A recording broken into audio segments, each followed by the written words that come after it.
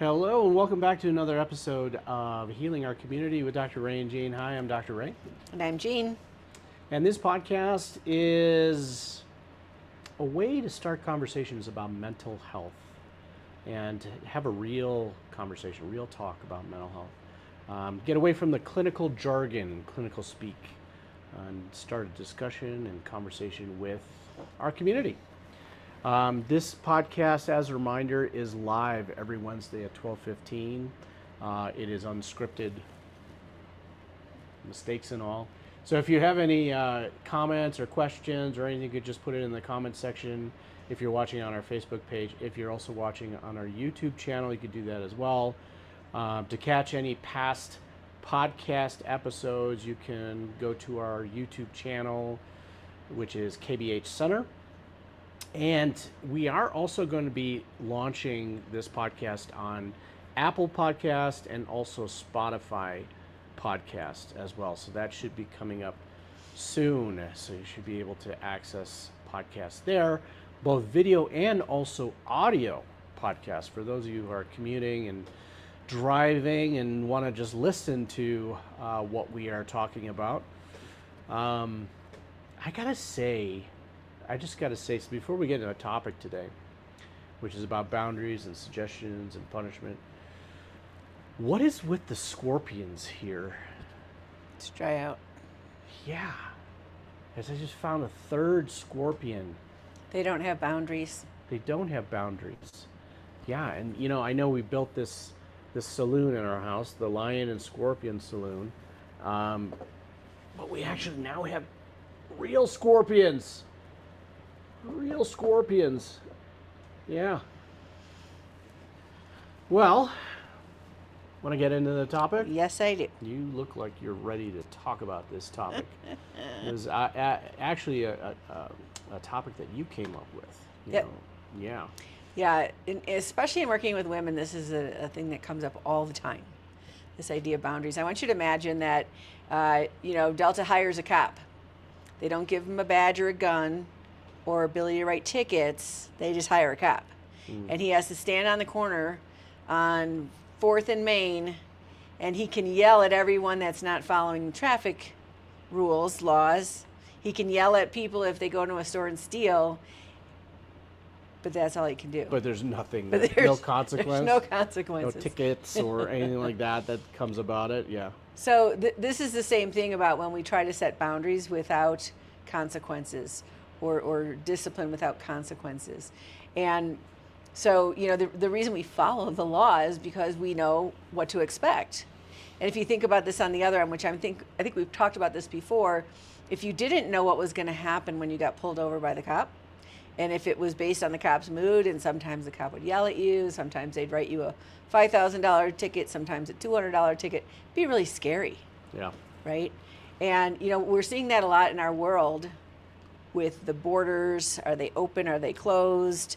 With our law enforcement and what they're allowed to do or not do. And, a friend of mine in Chicago, her daughter was just in a store, and some people came in and just started scraping things off the shelf and throwing it in a bag. And everyone's just like, back up, let them do it. Stealing, yeah. Yeah. Looting. And that's what we do now. We don't enforce those kind of things. So guess what? It happens more. So if we don't enforce it, it becomes a suggestion? Yeah, so it is a suggestion if you say stealing is against the law, but there's nothing to back it up. That's just a suggestion. And oftentimes what we'll see in relationships especially with women, is they'll come in and they'll say, I told my husband, child, doesn't really matter. This is what they're supposed to do, and this is how it should be done, and I'm so mad they're not doing this, and blah, blah, blah, and I sure told them. Mm-hmm. And they don't know why. I have a client the same way. Yeah. He comes in once a month, and he talks about his son, grown son, by the way, who's living on his property, and be like, I told him that I want things to be this way. I'm like, oh, okay, that's great. Right. How's it going? Right? Shouldn't he just listen and follow what I'm saying? Okay, no, he's not going to, because it's a suggestion. Right. there's no consequences for it. Nope. There's no boundary that's being set, and boundaries that are effective are those that have consequences attached to it. So it just turns into nagging. It turns Right. into pleading, and the power then is given over to the other person. So if we talk for a second about the difference between discipline and boundaries, right? Discipline is when you are attempting to train someone to behave in a certain way, like a child, right? Or even an employee or a citizen, of following the laws of the agreed upon laws of a tribe, a community, a family. That's discipline. So in discipline, when we say this is going to be the rule, then we need the consequence of that rule. Yeah. And the consequence of that rule can be one of two things. It can be punishment, which means you take control of the situation, but the person doesn't learn anything. Like someone going to jail doesn't learn anything. No. They just go to jail. Right. Or discipline can be related to that thing and be a learning event, right? So if you have a child that was disrespectful and they have to go take a time out to go cool off and collect themselves and emotionally regulate, then they come back. They also should be doing something to work back what they did, that disrespect. They should apologize. They should do an act of kindness. They should be able to say what it is that they did was wrong, so there's a teaching moment, as opposed to just go stand in the corner. That's the punishment. That's the punishment, but they're not Right. really learning anything. They're not learning anything. Yeah. Yeah. Punishment, very different than discipline, and I think people associate punishment and discipline with raising children, Right. specifically. Right. But this also applies to adults. Absolutely. Right. If you live in a home together, if you work in a building together, those things are really important for us to feel safe and in control in the world. So we know how to act, and we know what to expect of other people and how to act. So, for example, if you have a community refrigerator at your job and you're supposed to label your food and you put it in the refrigerator, nobody's supposed to touch it. And when people follow that rule, everyone feels safe and confident and secure. And when that's violated, you're creating an unsafe environment. You make everyone feel bad. And you know what's interesting? This idea we have of defunding the police. Well, nobody likes it when the police come after you, but we all want to call the cops and tell them to go after everybody else that's not following those rules. I was just thinking about that example of the communal refrigerator Yeah. in the workplace and our clinic back in Chicago. Yeah, and your mom And- would eat all the food. And my parents are probably watching this episode right now, but my And she's like, Mom- they just left it there. mom, you would go into the fridge and you would eat people's food. So a boundary, on the other hand, a boundary says, this is something I don't like, and this is what you can expect of me if this happens, right? And so now you're not disciplining someone else, but you are saying that this is unacceptable, and this is what we call in relationships like deal breakers or something like that. And the hard part about where we've gotten so polarized in our thinking is people think, well, I have to either get divorced or I can have no boundaries. I either have to have these severe consequences to my child or have no Or, consequences. yeah, nothing at all. And the biggest mistake I think parents make is they don't pay enough attention to the small stuff. Yeah. They let it go. Oh, they didn't pick up their toys, I'll pick it up for them. Or they didn't do their Yeah. laundry, they didn't do what I asked them, and I'm just going to let it go, let it go, let it go. And then they're 14 and the cops are getting involved because they lack discipline all over the place. Yeah. Right? So a boundary, like let's say there's a I'm going to say a husband because I work with the wives. I have more examples of this. And he says he's going to be home at 4 o'clock. But 4 o'clock comes, he's not home. And he doesn't call, she doesn't know where he is, and 5 o'clock rolls around and nothing's happening, and 6 o'clock rolls around. And this becomes a common thing, especially when he hangs out with a certain person. And so what can she do? He's not out cheating on her, he's not breaking the law or anything, but he just isn't sticking to his word, which for the person sitting at home waiting, that causes a lot of anxiety. And a simple text saying, hey, I'm running late, That's all it would take. But he doesn't do it, right? Right. And so this has been going on for a long period of time. And when you ask her, well, what happens when you get home? She goes, well, I yell at him. Okay. And then what? Well, nothing. Then we go back to usual. So there's all he has to do is get yelled at for a little bit. Kids learn that, right? Oh, I'm going to get yelled at, and then it's over. It's not painful at all. Mm-hmm. And so he's not going to change. Because the person in pain is the one who's going to change. So she decided that what she was going to do is when 4 o'clock came, if he wasn't there, she was going to leave the house. And she was going to stay out. And when he came home to an empty house, he was now going to be the one wondering where she was. And of course, she sets this up in advance and tells him, this is what I'm going to be doing. And now he can start to see her perspective. And if he doesn't care, then that's a very different conversation. But if he does start to see that, maybe his friend, he's afraid to say, I got to go. So he figures I'd rather get yelled at by my wife than set a boundary with my friend. And so now he's maybe how he cares about his wife is going to go up, and what he cares about his friend is maybe going to go down. Maybe he'll be more appropriate. Maybe. Or maybe she'll have to decide, this person really doesn't care or respect me. What am I going to do about that? And, I just want to reiterate there that the boundary that she's setting is really for her and herself. She's saying that, I don't appreciate it when you don't notify me about what you're doing, that kind of thing. But she doesn't stop there, because that's leaving it at suggestion. Right. Right? Because you're like, okay, whatever, you don't appreciate it. But she's not saying the following part, which is the consequence. Right? And that is that if you do that again, this is what you can expect from me. This is what I'm going to do. Right. Not if you do this again, there's going to be a punishment. Right. Right? Because now that's about control of the other person. But it's, if you do that again, you can expect that I'm not going to be here when you get home, or I'm not, whatever it is. The consequence is that it's clear. It's done in a calm way. It's very direct, when you're communicating it. And when it's a boundary, you're the one placing the boundary on yourself. So let's say, for example, she sets all this up and, okay, it's 4 o'clock, he's not there. I have nowhere to go. I don't feel like going out. Why should I be inconvenienced? I'm just going to stay home. Yeah. I'm not going to honor the boundary that I set. I'm not respecting myself and my own boundaries.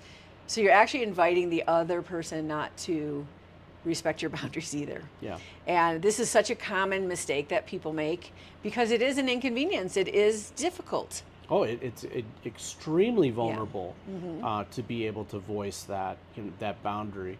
Another thing is that if you're stuck in this punishment loop or punishment cycle in your relationship, what it creates is a power differential. Right. Where now one person has authority over the other.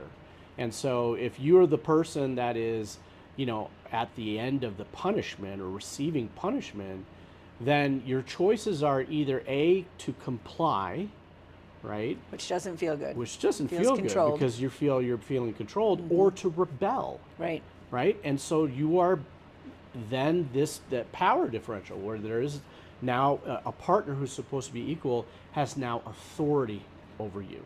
That is not a healthy relationship. One other thing I want to talk about is anger. Because when we apply anger to any of these situations, whether it's discipline, punishment, boundaries, we've already lost control. Yeah. And we've made them ineffective. And so a more important thing, and you've heard us talk about anger and you've heard us talk about communication styles, is to find the primary emotion. And the primary emotion is not anger. It's not anger, frustration, worry, all those ones that you need to feel something else first. And so, like, if you said to your partner, when you say you come home at 4 o'clock and you don't, it makes me really anxious. It makes me scared. It makes me feel sad, like, and disrespected. And I can't stop you. You couldn't do that all you want. I have no control over you. I just want to let you know how that feels. So even if you're not totally setting a boundary with a consequence or what you're going to do in that event, you can at least voice what it feels like. And a lot of times the other person has no idea what you're feeling. You think they should, but they really don't, because they're consumed with why are they choosing what they're choosing, like disappointing their friend. or whatever is the thing that they're thinking. We have a question from one of our callers. Okay. Hey, caller, what's your... Hey, Deborah. Thanks for tuning in. She's asking, what if it's just a matter of the person really doesn't have any concept of time management? You know, That's a good one. that's a boundary issue. That is not a discipline issue. Yeah.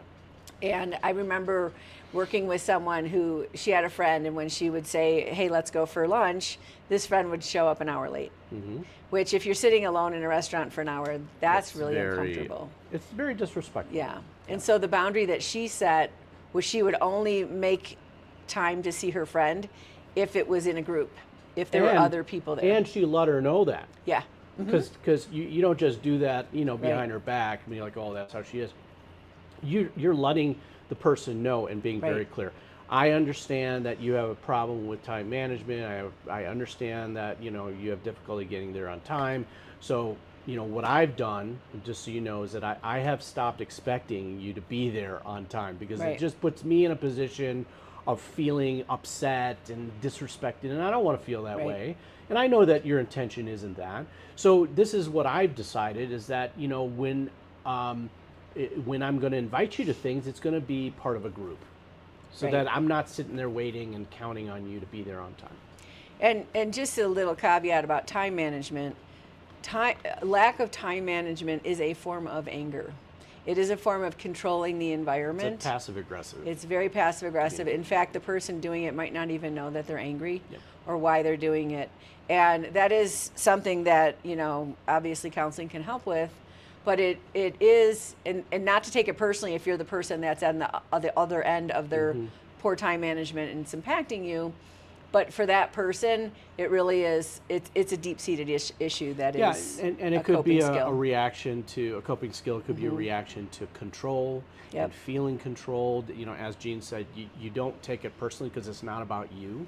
It's about the other person, what they've grown up with, what they've learned. If they've been in a very controlled, you know, environment in their life, this is the way that they Take take their back power. their power and take back their control. You know, and as Jean mentioned, it's totally subconscious. They may not even know that they've developed this type of a coping mechanism. Right. So those are kind of interesting things. But whenever you have that feeling like this doesn't feel right, Yeah, then you've got to say something. you know there's something Yeah. there. Yeah. And there are Deborah's people. saying a good idea. I'll keep that in mind when dealing with people that seem to have issues with time management. Thank you. Yeah. You're welcome, Deborah. Yeah, those are tricky ones because a lot of this stuff doesn't seem like a big deal. Yeah. It seems like an oops, but it's when the oops piles up that it's an issue. And remember, if you're taking it personally, what the other person is doing, that says more about you, right? Right. It's sparking something in you, and that's something you have to kind of take a step back and be like, you know, why is this bothering me so Yeah. much, right? Yeah. You know, I know that this is part of that person's personality or how they move through life, and that's their thing, right? But it bothers me so much, it brings up a lot of feelings for me, and I continue to have these expectations that they do not meet. You know, I just am thinking of that funny example. I don't know if we were dating yet, but my sister's married to someone who's Mexican. And the first time we tried to have Thanksgiving together, they showed up like 3 hours late. When they got there, they were like, oh, we were celebrating our Thanksgiving, then we came by, which is really normal and acceptable in their culture. But it wasn't so much for the American culture. And I think, too, for their wedding shower. And they would do another thing, too. They wouldn't just show up like who was invited. They would bring, like, extended family. Like, if you're expecting 2 people, like 12 would show up. But that was culturally appropriate. It wasn't personal. But it's a interesting, funny story.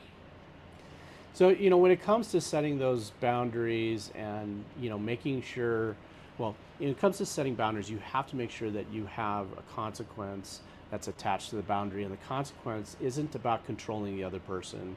You know, it's about backing up what you are saying, right? So you're saying that this is how I feel.